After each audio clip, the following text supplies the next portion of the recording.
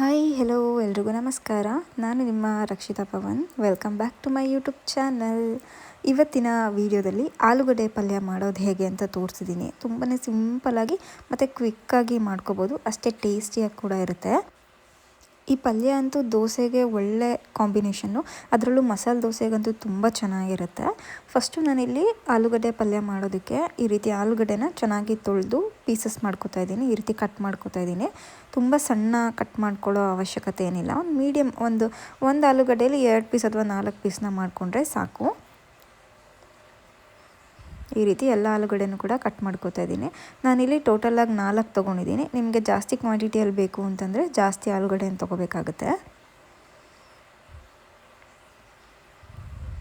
ನೋಡಿ, ಈ ರೀತಿ ಇಷ್ಟು ಸೈಜಲ್ಲಿ ಕಟ್ ಮಾಡಿಕೊಂಡ್ರೆ ಸಾಕು. ತುಂಬ ಸಣ್ಣನೂ ಬೇಡ, ತುಂಬ ದಪ್ಪನೂ ಬೇಡ. ಈ ರೀತಿ ಮೀಡಿಯಮ್ ಸೈಜಾಗಿ ಕಟ್ ಮಾಡ್ಕೋಬೇಕು. ಸಿಪ್ಪೆ ತೆಗೆಯೋದೇನು ಬೇಡ, ಹಾಗೆ ಕಟ್ ಮಾಡ್ಕೊಂಡಿದ್ದೀನಿ. ನೆಕ್ಸ್ಟು ನಾನಿಲ್ಲಿ ಕಟ್ ಮಾಡ್ಕೊಂಡಿರೋ ಆಲೂಗಡ್ಡೆನೆಲ್ಲ ಒಂದು ಕುಕ್ಕರ್ಗೆ ಹಾಕೋತಾ ಇದ್ದೀನಿ.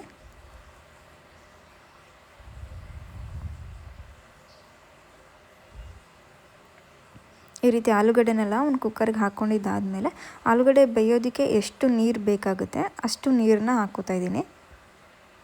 ನೆಕ್ಸ್ಟು ರುಚಿಗೆ ಒಂದು ಸ್ವಲ್ಪ ಉಪ್ಪನ್ನು ಹಾಕೋತಾ ಇದ್ದೀನಿ. ಆಲೂಗಡ್ಡೆ ಬೇಯುವಾಗಲೇ ಉಪ್ಪು ಹಾಕಿದ್ರೆ ಚೆನ್ನಾಗಿ ಉಪ್ಪು ಹಿಡಿಯುತ್ತೆ. ಅದಕ್ಕೆ ಒಂದು ಸ್ವಲ್ಪ ಕಲ್ಲುಪ್ಪನ್ನು ಹಾಕಿ ಈ ರೀತಿ ಒಂದು 3 ವಿಷಲ್ ಹೊಡ್ಸ್ಕೋಬೇಕಾಗುತ್ತೆ.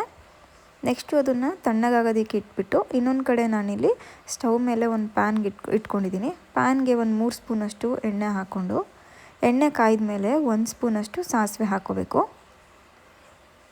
ಸಾಸಿವೆ ಸಿಡಿದ ಮೇಲೆ ನಾನಿಲ್ಲಿ ಒಂದು 1/4 ಸ್ಪೂನಷ್ಟು ಜೀರಿಗೆ ಹಾಕ್ಕೊಂಡಿದ್ದೀನಿ. ಎಷ್ಟೋ ಜನ ಜೀರಿಗೆ ಹಾಕೋದಿಲ್ಲ, ಬಟ್ ಜೀರಿಗೆ ಹಾಕ್ಬಿಟ್ಟು ನೋಡಿ, ಟೇಸ್ಟ್ ತುಂಬ ಚೆನ್ನಾಗಿರುತ್ತೆ. ಸ್ವಲ್ಪನೂ ಅಸಿಡಿಟಿ ಏನೂ ಆಗೋದಿಲ್ಲ ಆಲೂಗಡ್ಡೆ ತಿಂದ್ರೂ. ನೆಕ್ಸ್ಟು ನಾನಿಲ್ಲಿ 1 ಸ್ಪೂನಷ್ಟು ಕಡಲೆಬೇಳೆನ ಹಾಕ್ಕೊಂಡಿದ್ದೀನಿ. ಕಡಲೆಬೇಳೆ ಗೋಲ್ಡನ್ ಬ್ರೌನ್ ಆಗೋವರೆಗೂ ಫ್ರೈ ಮಾಡ್ಕೊಂಡಿದ್ದೀನಿ. ನೆಕ್ಸ್ಟು ನಾನಿಲ್ಲಿ ಈರುಳ್ಳಿನ ಆ್ಯಡ್ ಮಾಡ್ಕೋತಾ ಇದ್ದೀನಿ. ಆಲೂಗಡ್ಡೆ ಪಲ್ಯಕ್ಕೆ ಈರುಳ್ಳಿ ಸ್ವಲ್ಪ ಜಾಸ್ತಿನೇ ತೊಗೋಬೇಕು, ಆವಾಗಲೇ ಚೆನ್ನಾಗಿರೋದು ಟೇಸ್ಟು. ನಾನಿಲ್ಲಿ 2ರಿಂದ 3 ಮೀಡಿಯಮ್ ಸೈಜ್ ಈರುಳ್ಳಿನ ಈ ರೀತಿ ಉದ್ದುದ್ದ ಸ್ಲೈಸ್ ಮಾಡಿ ಹಾಕ್ಕೊಂಡಿದ್ದೀನಿ. ಸಣ್ಣದಕ್ಕೆ ಹೆಚ್ಚಿದ್ರೂ ಅಷ್ಟೇ ಟೇಸ್ಟ್ ಚೆನ್ನಾಗಿರಲ್ಲ, ಆದಷ್ಟು ಈ ರೀತಿ ಉದ್ದುದ್ದನೇ ಕಟ್ ಮಾಡ್ಕೋಬೇಕು. ನೆಕ್ಸ್ಟು ಈರುಳ್ಳಿ ಹಾಕ್ಕೊಂಡಿದ್ದಾದಮೇಲೆ ನಾನಿಲ್ಲಿ ಹಸಿರು ಮೆಣಸಿನ್ಕಾಯಿನ ಹಾಕ್ಕೊಂಡಿದ್ದೀನಿ. ನಾನು ಒಂದು 4ರಿಂದ 5 ಹಸಿರು ಮೆಣಸಿನ್ಕಾಯಿ ಮತ್ತು ಒಂದು 20 ಕರಿಬೇವನ್ನೆಲ್ಲ ಹಾಕ್ಕೊಂಡು ಚೆನ್ನಾಗಿ ಮಿಕ್ಸ್ ಮಾಡ್ಕೋಬೇಕು. ಈರುಳ್ಳಿ ಆದಷ್ಟು ಸಾಫ್ಟಾಗಿ ಕುಕ್ ಆಗಬೇಕು. ನೆಕ್ಸ್ಟು ಈರುಳ್ಳಿ ಕುಕ್ ಆಗೋಷ್ಟರಲ್ಲಿ ನಾನಿಲ್ಲಿ ಮುಂಚೆನೇ ಬೇಯಿಸಿ ಇಟ್ಕೊಂಡಿದ್ವಲ್ಲ ಆಲೂಗಡ್ಡೆ, ಅದು ತಣ್ಣಗಾಗಿರುತ್ತೆ. ಅದನ್ನು ನಾನಿಲ್ಲಿ ಒಂದೊಂದೇ ಈ ರೀತಿ ಸಿಪ್ಪೆನ ತೆಗಿತಾ ಇದ್ದೀನಿ. ಈ ರೀತಿ ಬೇಯಿಸ್ಕೊಂಡಿರೋ ಆಲೂಗಡ್ಡೆದು ಎಲ್ಲದನ್ನು ಕೂಡ ಸಿಪ್ಪೆನ ತೆಗಿಬೇಕು. ಸಿಪ್ಪೆ ತೆಗೆದಿದ್ದಾದಮೇಲೆ ಆಲೂಗಡ್ಡೆನ ನೀವು ಸ್ಮ್ಯಾಶ್ ಮಾಡ್ಕೋಬೇಕಾಗುತ್ತೆ. ನೀವು ಬೇಕಿದ್ರೆ ಸ್ಮ್ಯಾಶರನ್ನಾದರೂ ಯೂಸ್ ಮಾಡ್ಬೋದು, ಇಲ್ಲಾಂದರೆ ಫೋರ್ಕನ್ನಾದರೂ ಯೂಸ್ ಮಾಡಿ, ಇಲ್ಲಾಂದರೆ ಕೈಯಲ್ಲೂ ಕೂಡ ಈ ರೀತಿ ಸ್ಮ್ಯಾಶ್ ಮಾಡ್ಕೋಬೋದು. ತುಂಬ ಸಣ್ಣ ಏನು ಬೇಡ, ಈ ರೀತಿ ಲೈಟಾಗಿ ಸ್ಮ್ಯಾಶ್ ಮಾಡ್ಕೋಬೇಕಾಗುತ್ತೆ ಮೀಡಿಯಮಾಗಿ. ಅಷ್ಟರಲ್ಲಿ ನಮ್ಮ ಈರುಳ್ಳಿ ಎಲ್ಲ ಚೆನ್ನಾಗಿ ಫ್ರೈ ಆಗಿದೆ. ಗೋಲ್ಡನ್ ಬ್ರೌನ್ ಆದಮೇಲೆ ನಾನಿಲ್ಲಿ ರುಚಿಗೆ ತಕ್ಕಷ್ಟು ಉಪ್ಪನ್ನು ಹಾಕೋತಾ ಇದ್ದೀನಿ. ನಾವು ಮುಂಚೆನೇ ಆಲೂಗಡ್ಡೆ ಬೇಯಿಸೋಕ್ಕೂ ಕೂಡ ಉಪ್ಪು ಹಾಕ್ಕೊಂಡಿರೋದ್ರಿಂದ ಜಸ್ಟ್ ಈರುಳ್ಳಿ ಫ್ರೈ ಆಗೋದಕ್ಕೆ ಎಷ್ಟು ಬೇಕೋ ಅಷ್ಟು ಮಾತ್ರ ಪುಡಿ ಉಪ್ಪನ್ನು ಹಾಕ್ಕೊಂಡಿದ್ದೀನಿ, ಜಾಸ್ತಿ ಹಾಕ್ಕೋಬಾರ್ದು. ಅದಾದಮೇಲೆ ಒಂದು 1/4 ಸ್ಪೂನಷ್ಟು ಅರಿಶಿನದ ಪುಡಿ ಹಾಕ್ಕೊಂಡಿದ್ದೀನಿ.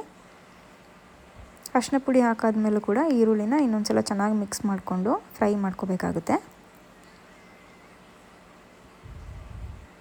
ನೋಡಿ, ಇವಾಗ ಈರುಳ್ಳಿ ಎಲ್ಲ ಪರ್ಫೆಕ್ಟಾಗಿ ಫ್ರೈ ಆಗಿದೆ. ಇವಾಗ ನಾನು ಸ್ಮ್ಯಾಶ್ ಮಾಡ್ಕೊಂಡಿರೋ, ಅಂದರೆ ಬೇಯಿಸಿ ಸ್ಮ್ಯಾಶ್ ಮಾಡ್ಕೊಂಡಿರೋ ಆಲೂಗಡ್ಡೆನ ಹಾಕ್ಕೋತಾ ಇದ್ದೀನಿ. ನೀವು ಅಷ್ಟೇ ಇದೇ ಹದದಲ್ಲಿ ಬೇಯಿಸ್ಕೋಬೇಕು. ತುಂಬ ಜಾಸ್ತಿ ಬೇಯಿಸ್ಕೊಂಡು ಬಿಟ್ರಿ ಅಂತ ಅಂದರೆ ಅದು ಫುಲ್ಲು ಮೆತ್ತಗಾಗ್ಬಿಡುತ್ತೆ ಆಲೂಗಡ್ಡೆ. ಅಷ್ಟು ಬೇಯಿಸ್ಕೋಬಾರ್ದು, ಒಂದು 3 ವಿಷಲ್ ಓಡಿಸ್ಕೊಂಡ್ರೆ ಸಾಕು. ಈ ರೀತಿ ಸ್ಮ್ಯಾಶ್ ಮಾಡ್ಕೊಂಡಿರೋ ಆಲೂಗಡ್ಡೆನ ಈರುಳ್ಳಿ ಜೊತೆಲೇ ಮಿಕ್ಸ್ ಮಾಡ್ಕೋತಾ ಇದ್ದೀನಿ. ಇದನ್ನು ತುಂಬ ಹೊತ್ತು ಬೇಯಿಸೋದೇನು ಬೇಡ, ಜಸ್ಟ್ ಅದು ಈರುಳ್ಳಿ ಜೊತೆಯಲ್ಲಿ ಮಿಕ್ಸ್ ಅಪ್ ಆಗಬೇಕು ಅಷ್ಟೇ.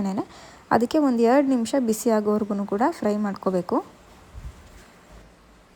ನೆಕ್ಸ್ಟು ಆಲೂಗಡ್ಡೆ ಎಲ್ಲ ಚೆನ್ನಾಗಿ ಫ್ರೈ ಮಾಡ್ಕೊಂಡಿದ್ದಾದಮೇಲೆ ಲಾಸ್ಟಲ್ಲಿ ಒಂದು ಸ್ವಲ್ಪ ಸಣ್ಣದಾಗಿ ಕಟ್ ಮಾಡಿರೋ ಕೊತ್ತಂಬರಿ ಸೊಪ್ಪನ್ನು ಹಾಕೋತಾ ಇದ್ದೀನಿ. ನೆಕ್ಸ್ಟು ಕೊತ್ತಂಬರಿ ಸೊಪ್ಪನ್ನು ಕೂಡ ಈ ರೀತಿ ಇನ್ನೊಂದು ಸಲ ಪಲ್ಯ ಜೊತೆಗೆ ಮಿಕ್ಸ್ ಮಾಡ್ಕೋತಾ ಇದ್ದೀನಿ. ಇದನ್ನೇನು ತುಂಬ ಹೊತ್ತು ಬೇಯಿಸ್ಕೊಳ್ಳೋದು ಬೇಡ, ಜಸ್ಟ್ ಹಾಕಿ ಮಿಕ್ಸ್ ಮಾಡಿಕೊಂಡ್ರೆ ಸಾಕು. ಈ ರೀತಿ ಒಂದು 2 ನಿಮಿಷ ಮಿಕ್ಸ್ ಮಾಡ್ಕೋಬೇಕು ಅಷ್ಟೇನೆ.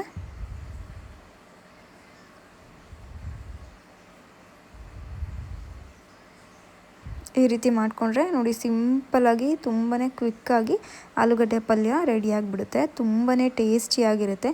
ನೀವೇನು ಹೋಟೆಲಲ್ಲಿ ತಿಂತೀರ ಅದಕ್ಕಿಂತನೂ ಕೂಡ ಚೆನ್ನಾಗಿರುತ್ತೆ. ಒಂದ್ಸಲ ಟ್ರೈ ಮಾಡಿ ನೋಡಿ.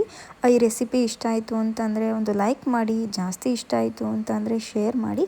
ಇನ್ನು ನನ್ನ ಚಾನಲ್ನ ಸಬ್ಸ್ಕ್ರೈಬ್ ಮಾಡಿಲ್ಲ ಅಂದರೆ ದಯವಿಟ್ಟು ಸಬ್ಸ್ಕ್ರೈಬ್ ಮಾಡ್ಕೊಳ್ಳಿ.